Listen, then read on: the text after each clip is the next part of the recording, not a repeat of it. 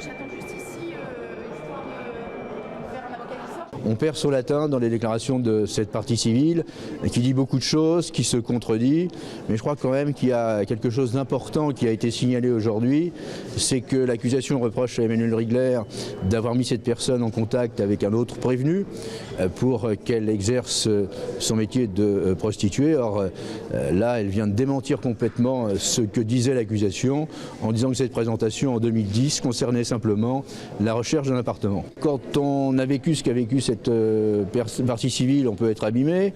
Lorsqu'on est un avocat connu, réputé et qu'on est accusé de choses quand même désagréables, on est abîmé, mais malheureusement c'est le sort des audiences publiques. Il faut s'expliquer pour que effectivement le tribunal puisse savoir ce qui s'est passé ou ce qui ne s'est pas passé et prendre sa décision. Il n'y a pas de témoignage confus de la partie civile, il y a des contradictions qui sont liées au stress, à la peur, à la pression que l'on a subie.